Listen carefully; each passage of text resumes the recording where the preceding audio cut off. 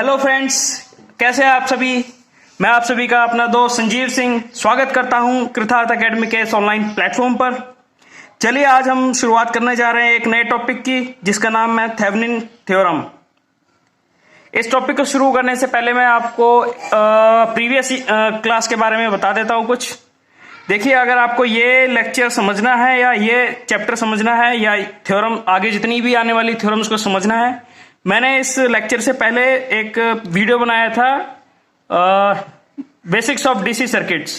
Please आपसे एक छोटी सी हम्बल रिक्वेस्ट है, अगर आपको जितनी भी आगे थ्योरम्स पढ़नी है, आगे जितने भी लेक्चर्स देखने हैं, प्लीज उस लेक्चर को जरूर देखें, क्योंकि अगर आपने वो लेक्चर नहीं कंसीडर किया, उसे नहीं देखा, तो आपको आने वाले एक भी लेक्चर में कुछ समझ में नहीं आएगा, सभी आपके ऊपर से जाएगा। सो प्लीज ऐसी सिचुएशन ना क्रिएट हो, इसलिए मैं आप सभी से रिक्वेस्ट करता हूं कि आप सभी पिछला लेक्चर जरूर देखें, उसके बाद ही इस लेक्चर पर आप कैरी ऑन करें। तो चलिए आज हम अपने इस लेक्चर पर चलते हैं। थोड़ी सी हम बात करते हैं बेसिक्स की थेवेनिन थ्योरम के अंदर।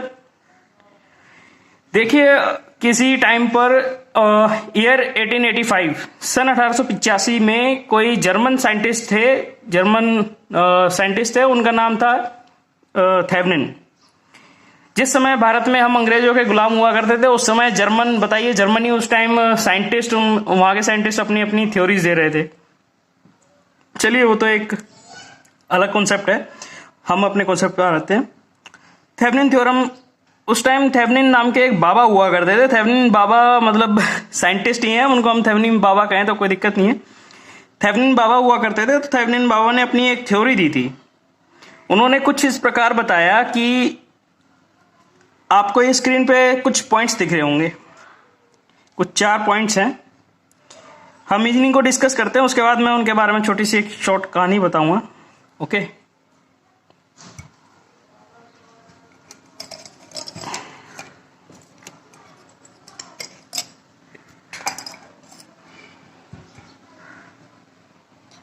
देखिए, थेवेनिन बाबा ने कहा था कि यदि हमारे पास 4 प्रकार की चीजें, मैं आपको एक पेपर में लिख के बता देता हूं, यही लिख देते हैं। थेवेनिन बाबा एक बहुत बड़े मतलब साइंटिस्ट हुआ करते थे। उन्होंने कहा कि आप मेरे को सिर्फ 4 चीजें दो, या 4 चीजों से कैसा भी कॉम्प्लिकेटेड सर्किट बनाओ। वो 4 चीजें क्या थी? पहला, कोई भी सर्किट जिसके अंदर कोई भी एक पैसिव एलिमेंट हो।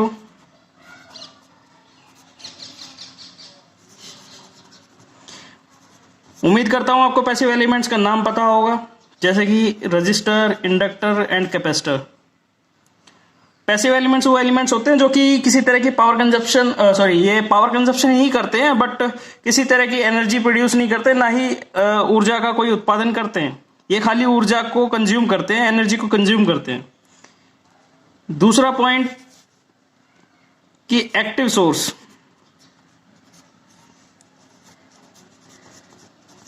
सोर्स ऑफ एनर्जी,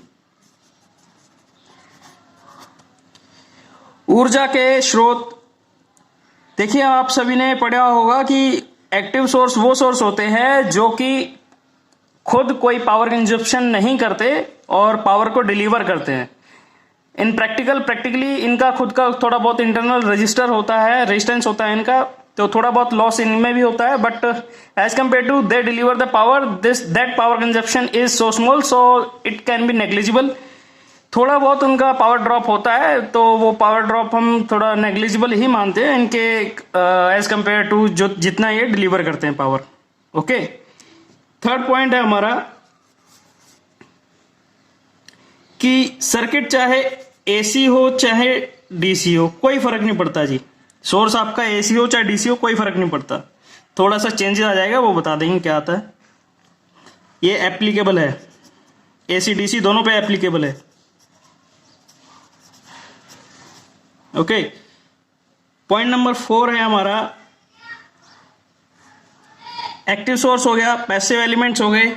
अब हमें किस चीज की जरूरत पड़ती है? 2 पॉइंट्स और आते हैं हमारे पास, अगर आपने बेसिक्स थोड़ा बहुत कभी पढ़ा हो या छोटी छोटी टर्म्स पढ़ी हो। एक होता है हमारे पास लीनियर सर्किट।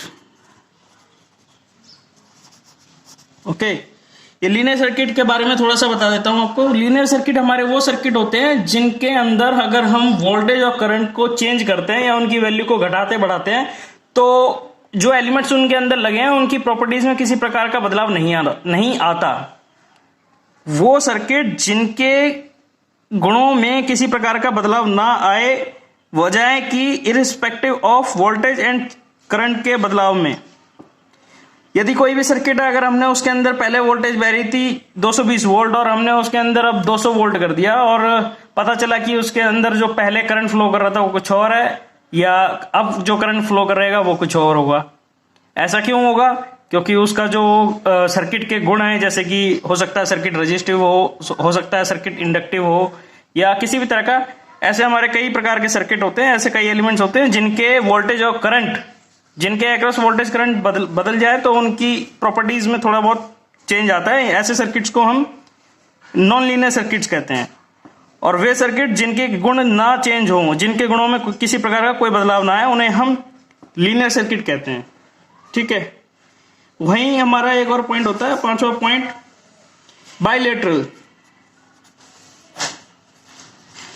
बाइलेटरल सर्किट्स ये ऐसे सर्किट्स होते हैं जिनके अंदर यदि हमने एलिमेंट के टर्मिनल्स को चेंज कर दिया, यानी कि अगर मेरे पास ये रजिस्टर है, इसका टर्मिनल ए है और ये टर्मिनल बी है, अगर मैंने ये किसी वोल्टेज सोर्स के साथ इस प्रकार कनेक्ट किया है तो इसमें करंट इस तरीके से फ्लो करेगा आई, तो करंट इस रजिस्टर के थ्रू इस प्रकार फ्लो करेगा। तो इसकी जो वैल्यू है रेजिस्टेंस की, वो जो मान लीजिए अगर ये 10 ओम है तो ये 10 ओम ही रहने वाली है। कब? इस केस में भी 10 रहेगी। और यदि मैं इसके टर्मिनल्स को चेंज कर दूं, उल्टा कर दूं, यहां बी कर दिया, यहां ए कर दिया, या ऐसे कर लो या ऐसे कर लो, ये ए रहने दो, ये बी रहने दो, सॉरी, सोर्स के टर्मिनल्स को चेंज कर दो, कोई दिक्कत नहीं है। मतलब उसके थ्रू फ्लो होने वाले करंट की दिशा बदल जाए। अगर ये बी टू ए, पहले ए टू बी फ्लो कर रहा था, अब बी टू ए फ्लो कर रहा है, यहां भी हमारा बी टू ए फ्लो करेगा। तो मतलब यही है कि यदि कोई ऐसा सर्किट जिसके अंदर एलिमेंट, इस प्रकार के एलिमेंट्स हो जिनके हम अगर टर्मिनल्स आपस में चेंज कर दें या उसके फ्लो होने वाले करंट को बदल दें, उसकी दिशा को बदल दें, तो उसके गुणों में किसी प्रकार का बदलाव नहीं आना चाहिए। जिनके गुणों में बदलाव नहीं आता वो सर्किट कहलाते हैं बाइलेटरल। इसका मतलब कि उनके गुण एक ही जैसे रहते हैं। अगर सर्किट के अंदर करंट की दिशा बदल दी जाए, पहले ए टू बी और बाद में बी टू ए कर दिया जाए, तो उनके गुणों में किसी प्रकार का बदलाव नहीं आएगा, क्योंकि उनकी वैल्यू अगर पहले ये 10 ओम था तो अब भी इसकी 10 ओम ही रहने वाली है। जो ऐसे एलिमेंट्स का सर्किट्स बनता है वो हमारा बाइलेटरल सर्किट्स होता है। बाई का मतलब होता है दो, और एक और होते हैं हमारे कुछ एलिमेंट्स होते हैं या सर्किट्स होते हैं वो यूनिलेटरल होते हैं। सॉरी, यूनिलेटरल कह लीजिए या यूनिडायरेक्शनल कह लीजिए, वो एक ही बात है। यूनिडायरेक्शनल का मतलब होता है एक ही दिशा में करंट का फ्लो कराना। यूनि का मतलब होता है एक, बाई का मतलब होता है दो। बाई का मतलब करंट की दिशा अपने में से इधर से भी जाने देगा और इधर से भी जाने देगा। कुछ एलिमेंट होते हैं जो कि केवल एक ही दिशा में कंडक्ट कराते हैं, करंट को एक ही दिशा में फ्लो होने देते हैं। कुछ एलिमेंट्स होते हैं जो हमें सिर्फ एक ही दिशा में जाने देते हैं, दूसरी दिशा में नहीं जाने देते। जैसे आपने डायोड के बारे में पढ़ा होगा, ये डायोड होता है, ओके, ये एनोड है, ये कैथोड है। आपने इसकी डेफिनेशन भी कभी पढ़ी होगी। तो डायोड जो है यूनिडायरेक्शनल डिवाइस है जो कि केवल एक ही दिशा में कंडक्ट करता है, दूसरी दिशा में कंडक्ट नहीं करता। अगर करंट का फ्लो एनोड टू कैथोड होगा तब तो ये कंडक्ट करेगा, तब तो ये शॉर्ट सर्किट की तरह काम करेगा, ओके। और यदि करंट की दिशा इसमें बदल जाए, के टू ए हो जाए, तो ये एक प्रकार से ओपन रजिस्टर की तरह काम करेगा, ओपन सर्किट की तरह काम करेगा। तो ये कुछ एलिमेंट्स जो होते हैं, ये वो एलिमेंट्स होते हैं यूनिलेटरल डिवाइसेस या यूनिलेटरल एलिमेंट्स, जो कि केवल एक ही दिशा में करंट का फ्लो होने देते हैं। जबकि हम पढ़ रहे थे, थेवेनिन बाबा ने कहा कि भाई मुझे आप इन पांचों में से किसी भी प्रकार का एलिमेंट्स लाके दीजिए, या इन पांचों की सहायता से कितना भी, कैसा भी कॉम्प्लिकेटेड, आप दोबारा सुनिए जो कि मैं फाइनल चीज बताने जा रहा हूं। थेवेनिन बाबा ने कहा कि इन पांचों में से, आपको शायद दिख नहीं रहा होगा, सॉरी, अब देखिए आपको दिख रहा होगा। थेवेनिन बाबा ने कहा कि इन पांचों में से, पांच कौन कौन से? पहला पैसिव एलिमेंट्स, वो एलिमेंट्स जो कि पावर का कंजप्शन करते हैं, ऊर्जा की खपत करते हैं, ऊर्जा का उत्सर्जन नहीं करते, ऊर्जा को उत्पन्न नहीं करते हैं, ठीक है।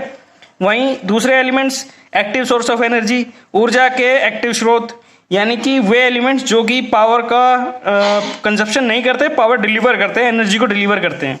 वहीं हमारे तीसरे एलिमेंट्स के बारे में कही थी उन्होंने कि भाई ये जो थ्योरम है एसी डीसी दोनों पे एप्लीकेबल है, ठीक है। वहीं चौथी हमारी कही थी कि कोई वे सर्किट जिनके अंदर लीनियर एलिमेंट्स लगे हैं या लीनियर सर्किट्स हैं उनके ऊपर एप्लीकेबल होगा। पांचवा सर्किट उन्होंने कहा था कि बाइलेटरल सर्किट होना चाहिए, यानी कि उसके अंदर बाइलेटरल एलिमेंट्स लगे हैं तो उसके ऊपर भी एप्लीकेबल होगा। अब देखिए थेवेनिन बाबा कहते थे कि कोई भी आप इन पांचों की सहायता से कितना भी जटिल, कितना भी कॉम्प्लेक्स सर्किट बना दीजिए, मैं उसको सॉल्व कर दूंगा, मैं उसको एक प्रकार से इक्विवेलेंट निकाल दूंगा, उसका आपको समस्या उत्पन्न नहीं होगी। थेवेनिन बाबा ने यह बात कही थी सन 1885 में, 1885 में बात कही थी, जबकि हम उस टाइम अंग्रेजों के गुलाम हुआ करते थे। देखिए, चलिए अब थोड़ा सा थेवेनिन बाबा की बातों पर गौर करते हैं। थेवेनिन बाबा ने क्या कहा था? थेवेनिन बाबा कहते थे, सर्किट को पढ़ाने से पहले थेवेनिन बाबा ने कुछ बातें कही थी, उनकी बातों पर हम थोड़ा सा गौर करते हैं। क्या कहा था उन्होंने कहा भाई कोई भी आपके पास सर्किट है उसके अंदर सबसे पहले RL लोड रजिस्टर, अगर डीसी का सर्किट है या डीसी पावर सोर्स है उसके अंदर, तो उसके अंदर जिसके अक्रॉस आपको जो भी चीजें निकालनी है, जिस लोड के अक्रॉस आपको वोल्टेज निकालना है, जिस लोड RL को निकालना है, अरे कोई भी सर्किट है आपके पास, जैसे मान लीजिए ये है, ओके, ये है। थेवेनिन बाबा ये कहते थे, भाई पहले बता ही देता हूं क्या कहते थे। भाई थेवेनिन बाबा ने कहा था कि यदि इन पांचों से मिलाकर आप किसी भी प्रकार का एक जटिल से जटिल, कॉम्प्लेक्स से कॉम्प्लेक्स सर्किट बना देंगे तो मैं उसे सॉल्व कर दूंगा। कैसे सॉल्व करूंगा? उन्होंने कहा कि जो भी आप सर्किट बनाएंगे इनसे रिलेटेड, मैं उसको एक वोल्टेज सोर्स में कन्वर्ट कर दूंगा, यानी कि VTH, और एक RTH, एक रजिस्टर में कन्वर्ट कर दूंगा। जितना भी लोड होगा या जो भी इंटरनल रेजिस्टेंस होगा या इम्पीडेंस होगा, अगर सर्किट DC है तो ऑफ कोर्स उसमें रेजिस्टेंस होगा, अगर AC है तो ऑफ कोर्स उसके अंदर इम्पीडेंस होगा। वो कहते थे कि जितने भी अंदर सोर्स लगे हों, 2, 4, 6, उल्टे सीधे, प्लस माइनस, किसी भी पोलैरिटी से लगे हों, उन सभी को मैं उनका एक इक्विवेलेंट ये निकाल दूंगा, ठीक है। फिर वहीं वो कहते थे अंदर जितने भी एलिमेंट्स लगे हों, अगर रजिस्टिव एलिमेंट्स लगे हैं, मतलब डीसी सर्किट है, रजिस्टिव एलिमेंट्स लगे हैं, तो उन सभी को मैं RTH, टोटल RTH में कन्वर्ट कर दूंगा, और अगर AC सर्किट है तो उनको मैं टोटल ZTH में कन्वर्ट कर दूंगा, ठीक है। तो मैं उसका एक छोटा सा एक एग्जांपल और इसको क्लैरिफाई कर देता हूँ, आपको समझ में आ जाएगा। आपको ये मैंने पिछली क्लास में भी दिखाया था, ये एलिमेंट। अगर आपको ये ध्यान से नहीं दिख रहा है तो मैं आपको दोबारा दिखा देता हूं, इसे प्लीज एक बार ढंग से देखिए। ये एलिमेंट आपने देखा होगा, इस एलिमेंट का नाम है button cell, okay, button cell. मैंने पिछली क्लास में भी इसके बारे में थोड़ा बताया था, थोड़ा सा इस बार भी बता देता हूं। ये बटन सेल, इसके विषय में थेवेनिन बाबा ने कहा था कि आप कोई भी कैसा भी जटिल से जटिल सर्किट बना लीजिए, इनसे रिलेटेड मैं सभी को इसमें कन्वर्ट कर दूंगा, इस एलिमेंट में कन्वर्ट कर दूंगा, उन्होंने ये कहा था। क्या ये एलिमेंट जो ये आपके सामने रखा है, क्या ये सर्किट के इक्विवेलेंट नहीं है? मुझे तो लगता है। क्यों, कैसे? ये देखिए, एक प्रकार का आपका वोल्टेज सोर्स होता है ये, ठीक है, ये एक प्रकार का आपका वोल्टेज सोर्स है। अगर ये आपका वोल्टेज सोर्स है तो इसको ऐसे रिप्रेजेंट कर सकता हूं, ठीक है। इसकी वैल्यू आप कुछ भी रख सकते हैं, या जो इसकी वैल्यू है वो रख लीजिए, या मतलब ये तो एक छोटा सा एग्जांपल है आपके सामने। बहुत सारे वोल्टेज सोर्स होते हैं, अलग अलग तरह की बैटरी होती हैं डीसी की, कोई 12, कोई 24, जो भी है, ठीक है। ये बाबा ने कहा था VTH में कन्वर्ट कर दूंगा, ओके, कर दीजिए, कोई दिक्कत नहीं है, किया उन्होंने। लेकिन कोई भी प्रैक्टिकल सोर्स है, हमें यह पता है कोई भी प्रैक्टिकल सोर्स होता है तो उसका कुछ ना कुछ अपना अंदर का एक प्रतिरोध होता है, इंटरनल रेजिस्टेंस होता है कि नहीं होता है? बिल्कुल होता है। अगर इसका कुछ इंटरनल रेजिस्टेंस है तो ये वोल्टेज सोर्स है, ऑफ कोर्स इसके सीरीज में ही होगा इंटरनल रेजिस्टेंस, बिल्कुल सही बात है। तो ये हमने इंटरनल रेजिस्टेंस जोड़ दिया। अब वे कहते थे कि ये आप किसी सर्किट में तो लगाओगे, इससे आप एलईडी जलाओगे या कुछ भी जलाओगे, किसी भी प्रकार का कुछ भी काम करवाओगे, ये किसी लोड को ही तो ड्राइव करेगा, ये किसी को पावर ही तो देगा। यानी कि जिस लोड को ये ड्राइव करेगा वो एक प्रकार का पैसिव सर्किट होगा या पैसिव एलिमेंट होगा जो इससे ड्राइव होगा। ऑफ कोर्स ये एक प्रकार का एक्टिव एलिमेंट है और वो हमारा जो रेजिस्टिव एलिमेंट है या इंडक्टिव है कैपेसिटिव है वो सभी आपके एक्टिव पैसिव सोर्स हैं, पैसिव एलिमेंट्स है। ओके, तो हमारे थेवेनिन बाबा कहते थे कि आप किसी भी प्रकार का जटिल से जटिल सर्किट ले आइए, मैं उसे इसमें कन्वर्ट कर दूंगा। इसमें देखिए, मैं जिस एग्जांपल से आपको चीजें कराता हूं, मुझे लगता नहीं है कि आपको शायद कोई और कराएगा या कि कराई होगी, हो सकता है कराई हो, मना नहीं कर सकते, बट क्लैरिटी मैं आपकी कोशिश करता हूं कि आपके हर एक कॉन्सेप्ट की क्लैरिटी बिल्कुल खुल के एकदम ओपन होनी चाहिए आपके ब्रेन के अंदर, ताकि आपको कभी भी उसको समझने में दिक्कत ना आए। क्योंकि अगर आपने फंडामेंटल को अच्छी तरह समझ लिया तो आपको आने वाले टाइम में दिक्कत नहीं होगी, आपको किसी भी सर्किट में दिक्कत नहीं होने वाली है। और प्लीज़ अगर आप ये लेक्चर समझना चाहते हैं तो इससे पिछले वाले लेक्चर जरूर देखें, हमने इसका लिंक आई बटन में भी दे रखा है और अपने डिस्क्रिप्शन बॉक्स में भी दे रखा है। उस लेक्चर का नाम है बेसिक्स ऑफ डीसी सर्किट्स। तो चलिए हम अपने इस पर चलते हैं। तो थेवेनिन बाबा कहा करते थे कि भाई मैं सभी के सभी सर्किट्स को इसमें कन्वर्ट कर देता हूं। चलिए कैसे करते हैं। अब वो कैसे किया करते थे वो देखना है हमें, उनका करने का क्या प्रोसीजर था। वो 4 स्टेप में किया करते थे। देखिए कौन कौन से 4 स्टेप्स थे उनके।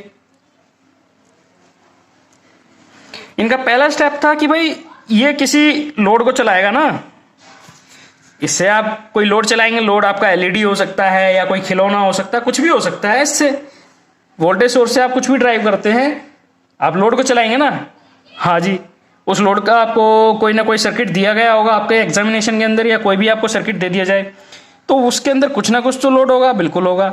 अगर डीसी है तो वो आरएल कहलाएगा, ठीक है, लोड रेजिस्टेंस कहलाएगा। अगर वही सर्किट एसी का है तो वो आपका लोड इंपीडेंस कहलाएगा। इतनी बात समझ में आ गई। और ये आइडेंटिफिकेशन से क्या मतलब है? आइडेंटिफिकेशन से मतलब है कि भाई हम कौन सा लोड चला रहे हैं, हमें कौन सा लोड चलाना है।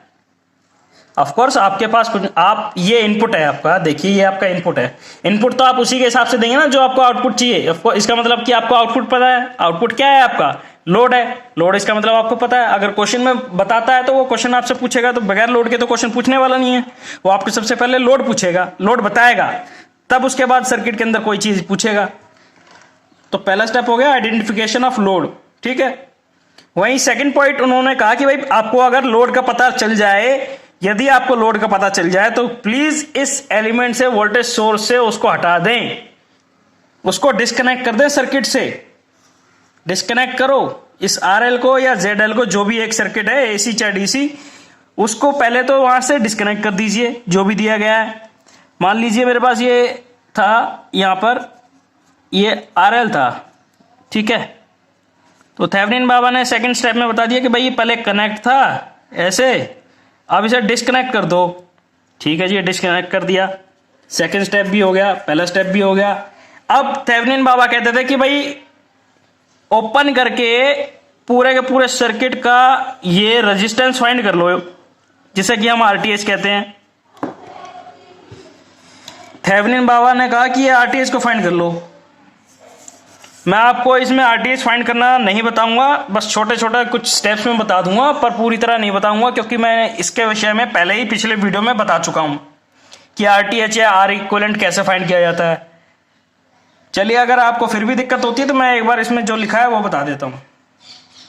देखिए, कहीं भी किसी भी सर्किट के अंदर आरटीएच फाइंड करना है तो आपको आरटीएच फाइंड करना आना चाहिए। आपके पास 2 प्रकार के एलिमेंट होते हैं, एक वोल्टेज सोर्स होता है जो कि ये दे रखा है, और एक आपके पास करंट सोर्स होता है। किसी भी सर्किट में ये होता है, ठीक है, वोल्टेज सोर्स, करंट सोर्स। यदि आपको रेजिस्टेंस आरटीएच फाइंड करना है, इक्विवेलेंट आरटीएच फाइंड करना है, तो आपको, अगर आपको गिवन है भाई करंट सोर्स, तो करंट सोर्स के लिए जिस सर्किट में या जिस ब्रांच के अंदर करंट सोर्स है उस ब्रांच को ओपन कर देंगे हम, इस ब्रांच को ओपन सर्किट कर देंगे, ठीक है, पहला स्टेप। और यदि उसके अंदर किसी प्रकार का वोल्टेज सोर्स दे रखा है, जैसे ये है, और वोल्टेज सोर्स दे रखा है, तो हम उस ब्रांच को शॉर्ट सर्किट कर देंगे। इस प्रकार से शॉर्ट कर देंगे उसको, ऐसे शॉर्ट, सिंपल। अब ये दोनों स्टेप्स फॉलो करके आप आर इक्विवेलेंट निकाल सकते हो। आर इक्विवेलेंट तो आपको निकालना ही आता होगा। अगर सीरीज में है तो R1 + R2 हो जाता है, और पैरेलल में है तो R1 × R2 बटे में R1 जमा R2। इतना तो आपको आता ही होगा। नहीं आता तो प्लीज़ आप मेरी पिछली वीडियो जरूर देखें, आई बटन पे क्लिक करके, या फिर डिस्क्रिप्शन में मैं लिंक डाल दूंगा, उसमें से देख लेना।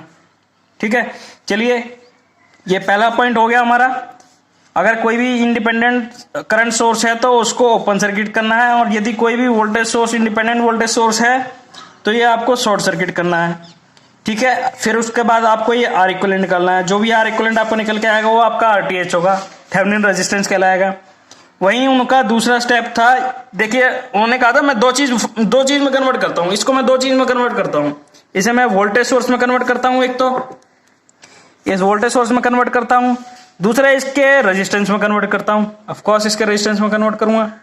मेरे पास अभी क्या आया, एक एलिमेंट आ गया जी, ये मेरे पास इसका इंटरनल रेजिस्टेंस आ गया। सर्किट का जो भी है टोटल रेजिस्टेंस, नेट रेजिस्टेंस मैंने फाइंड कर लिया, जिसे हम RTH कहते हैं, आर इक्विवेलेंट कह देंगे।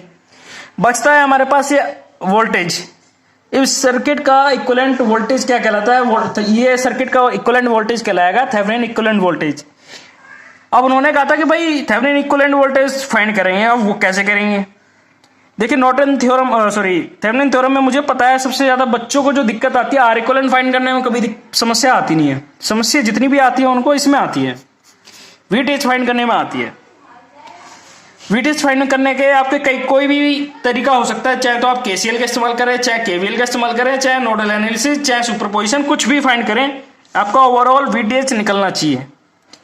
क्योंकि इस सर्किट के अंदर आपसे कुछ भी पूछ सकता है। देखिए, और जो मैं आपको पीछे क्लास में करा सका हूं, पिछली क्लास जो मैंने कराई है आपको, इससे रिलेटेड मतलब वो बेसिक है, और जो कि इसमें भी काम आएगा और आगे आने वाली सभी थ्योरम्स में काम आएगा। VTH मैंने निकालना आपको, एक वहां के उस सर्किट के अंदर वोल्टेज निकालना मैंने कराया था आपको। देखिए, नहीं देखा तो आपको देखिए। VTH में मतलब मैंने खाली उसका वोल्टेज निकालना बताया था, कहीं भी आपको कैसे वोल्टेज निकालना है। सेम वही चीज है और कुछ नहीं है। और इसके अंदर दो स्टेप ऐड हो जाते हैं कि RL बता देगा, RL को डिस्कनेक्ट करना है, फिर आपको डिस्कनेक्ट करना है, तो वो आपका फंडामेंटल वही वाला सर्किट बन जाएंगे, और कुछ नहीं होता। ये जो आपको थेवेनिन थ्योरम, नॉर्टन थ्योरम, जो भी कुछ पूछता है वो सब के सब मैंने जो 4 वेरिएंट कराए थे, उन 4 वेरिएंट पर ही बेस्ड है। उन चारों वेरिएंट से आते हैं क्वेश्चन अलग अलग रूप में। कभी आपको नॉर्टन थ्योरम पूछ लेगा, कभी आपको थेवेनिन थ्योरम पूछ लेगा, कभी आपको सुपरपोजिशन पूछ लेगा, कभी कुछ पूछ लेगा।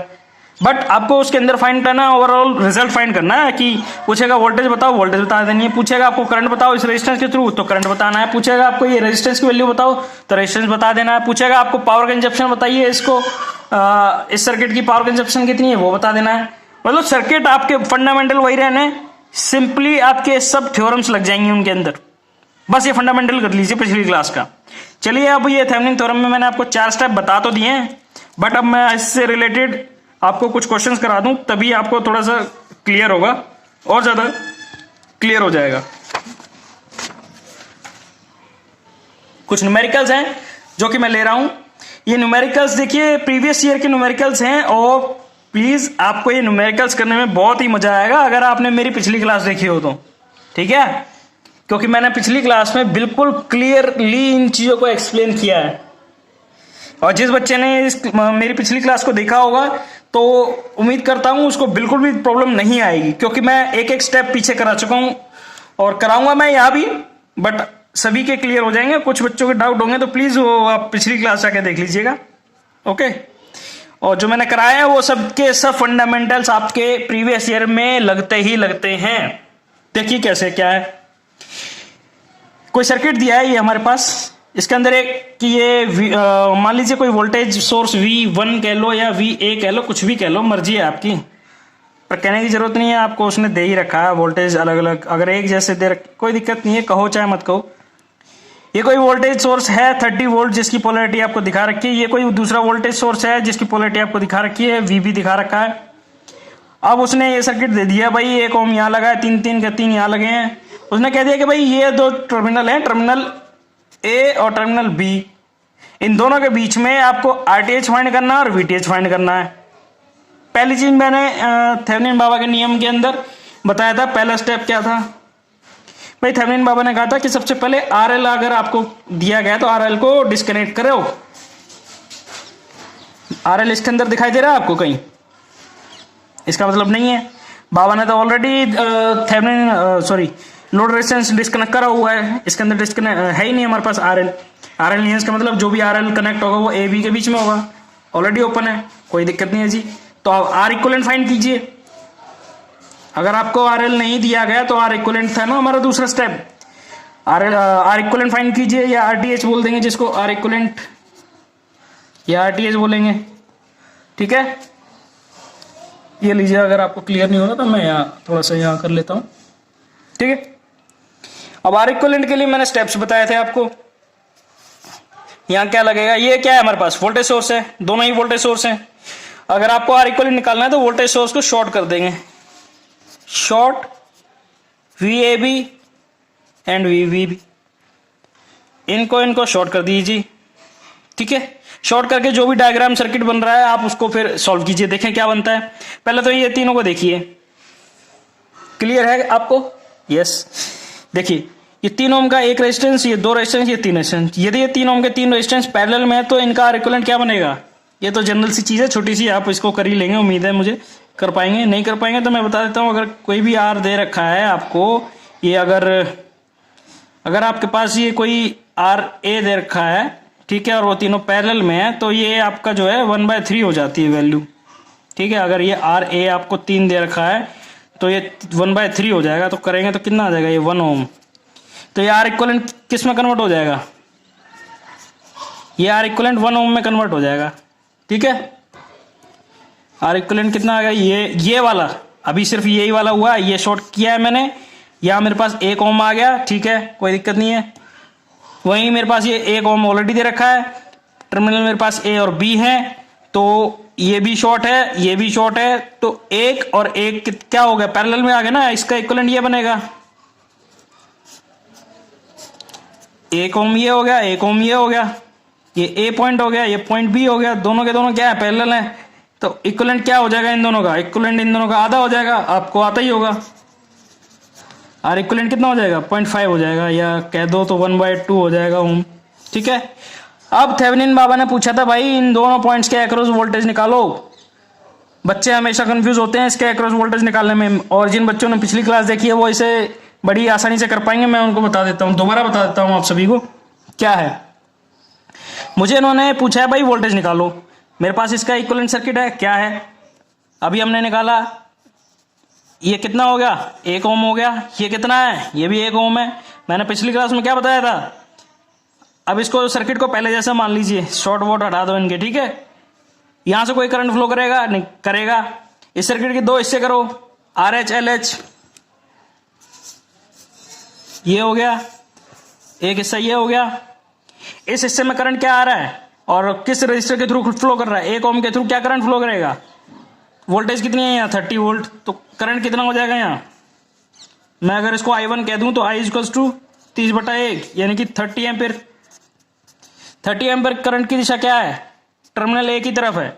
वहीं मैं इसकी बात करूं, इस सर्किट के अंदर करंट क्या फ्लो करेगा, इस सर्किट के अंदर करंट फ्लो करेगा I2 फ्लो करेगा। I2 को कैसे निकालेंगे, VB/1, VB कितना है 40/1 यानी कि 40 एम्पीयर का करंट कौन से टर्मिनल की तरफ है, ये बी टर्मिनल की तरफ है, यानी कि नोड या टर्मिनल कह लो, जंक्शन कह लो, एक करंट जंक्शन पे आ रहा है, दूसरा करंट जंक्शन पे जा रहा है, दोनों करंट का रिजल्टेंट करंट क्या होगा, ये रिजल्टेंट करंट होगा, जो भी बड़ा करंट होगा उसमें छोटा करंट माइनस कर देंगे। बड़ा करंट क्या है, I2 बड़ा करंट है, तो I2 माइनस, सॉरी दिख नहीं रहा, तो ये लीजिए I2 माइनस I1 कर देंगे, तो I2 कितना है 40 है, I1 कितना है 30 है, कितना आ गया करंट 10 एम्पियर। ओके, अब मुझे क्या था, वोल्टेज निकालना था ना, मुझे ये वोल्टेज निकालना था। वोल्टेज क्या निकालेंगे, पिछले मैंने क्लास में क्या बताया था, I इक्विवेलेंट गुणा में R इक्विवेलेंट, ठीक है। मेरे पास I इक्विवेलेंट कितना आया 10 एम्पियर, ठीक है, ये मैंने निकाल दिया ना 10 एम्पियर। I कितना है 10 एम्पियर, ओके, और रेजिस्टेंस कितना आता है मेरा आर इक्वलेंट 1/2, तो वोल्टेज कितनी हो गई, ये हो जाएगी 5 वोल्ट। तो इसका जो भी आंसर आपका आरटीएच आपका आ जाएगा 1/2 ओम, जबकि आपका वीटीएच आ जाएगा 5 वोल्ट। इससे आसान तरीका आपको कोई नहीं बताने वाला दोस्तों।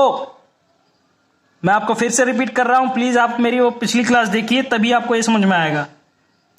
जिन बच्चों ने देखी है उनको समझ में आ जाएगा, जिनने नहीं देखी मैं उनको वही रिकमेंड करूंगा, पिछली क्लास देख लीजिए। हम तो चलिए दोस्तों अपने अगले क्वेश्चन की ओर चलते हैं। देखिए हमसे क्या पूछता है। इसने हमें कोई सर्किट दिया है, आपको उम्मीद करता हूं ये सर्किट आपको विजिबल होगा। ये कोई हमें सर्किट दिया है, सर्किट के अंदर इसने हमें 2 वोल्टेज सोर्स दिए हैं, एक दिया है 20 वोल्ट, एक दिया है 10 वोल्ट। इसको मैं मान लेता हूं VA वोल्टेज सोर्स मान लेता हूं, इसे मैं VB वोल्टेज सोर्स मान लेता हूं, ठीक है। अब हमें 2 रजिस्टर दिए, एक 8 ओम का रजिस्टर है और एक 6 ओम का रजिस्टर है। इसने हमें 2 टर्मिनल दे दिए X और Y। अब इसने हमें पूछा कि इन दोनों टर्मिनल के अक्रॉस हमें RTH निकाल के बताओ और VTH निकाल के बताओ। RTH निकालने का तो आपको पता ही है, अगर हमारे पास 2 वोल्टेज, अगर हमारे पास जो भी वोल्टेज सोर्स गिवन है तो उसे हम शॉर्ट कर देंगे। ये लीजिए शॉर्ट कर दिया, यहाँ भी हमें शॉर्ट कर देंगे, ये हमने शॉर्ट कर दिया। अब जैसे हम पहले से जिस तरीके से हम इक्विवेलेंट रेजिस्टेंस निकालते हैं वैसे ही निकालेंगे इसे भी। 8 ओम है जो कि पैरेलल है 6 ओम के। जब इसका इक्विवेलेंट निकालेंगे तो 48/,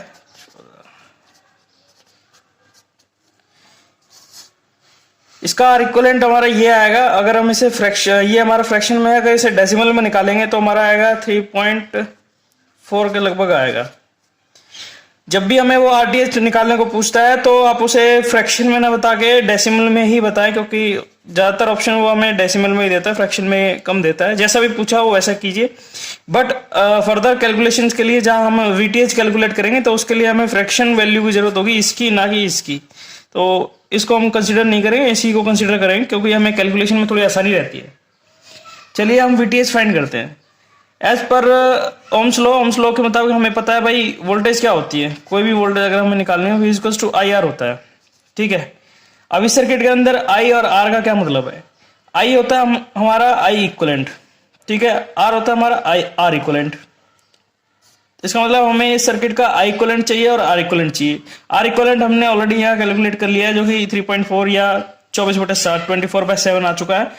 इसका मतलब हमें I इक्विवेलेंट निकालना है। I इक्विवेलेंट कैसे निकालेंगे, मैंने इसका पहले ही आपको बताया था कि जब भी इस प्रकार का कोई सर्किट हो तो उसके 2 डिवीजन कर लीजिए, एक LH एक RH, ठीक है। करते हैं।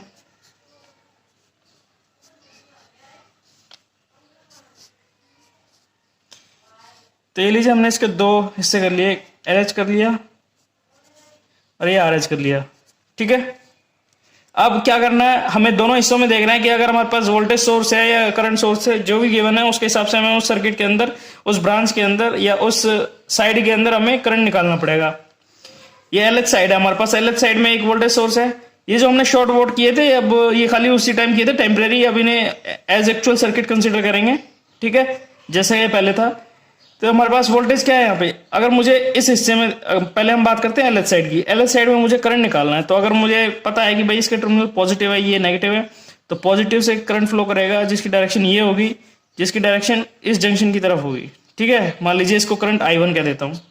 अगर मुझे I1 करंट निकालना है तो I इक्वल्स टू क्या होता है, V/R, V1 बाय या VA/R1।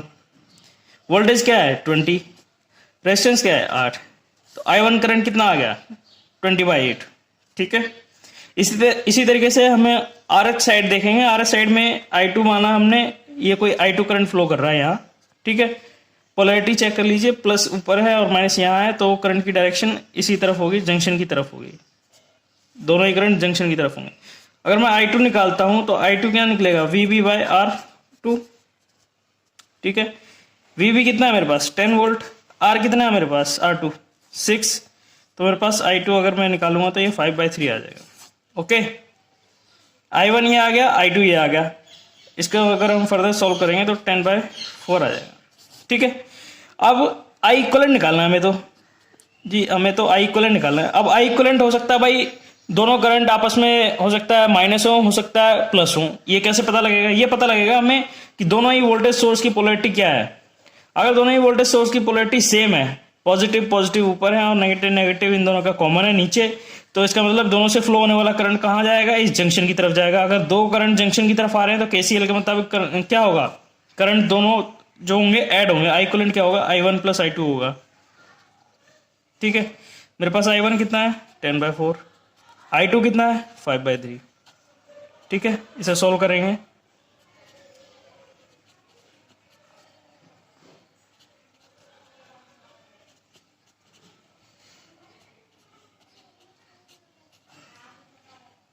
तो हमारे पास ये आया, हमारे पास आई इक्विवेलेंट कितना आया? 25/6।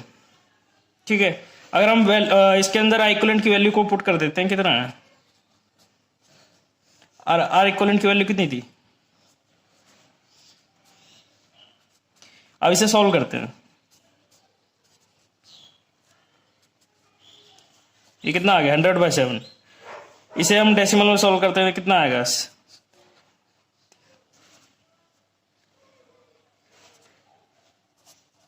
ये आएगा हमारा 14.2 वोल्ट के आसपास आएगा। इसका मतलब 14.2 वोल्ट। देखिए दोस्तों, उम्मीद करता हूँ आपको ये न्यूमेरिकल भी समझ में आ गया होगा आसान तरीके से। तो दोस्तों, आज हम इस वीडियो का यहीं पर अंत करते हैं। फिर मिलेंगे अपनी अगली वीडियो के साथ। अगर आपको हमारी ये वीडियो अच्छी लगी हो तो प्लीज़ इसे लाइक कीजिए और अपने दोस्तों के साथ शेयर कीजिए। और अगर आप हमारे चैनल पर पहली बार आए हैं तो प्लीज़ हमारे चैनल को सब्सक्राइब कीजिए और इसके साथ में दी गई बेल आइकन को अवश्य दबाएं, ताकि आपको इसी तरह की नई नई नोटिफिकेशंस मिलती रहें। धन्यवाद। Thank you.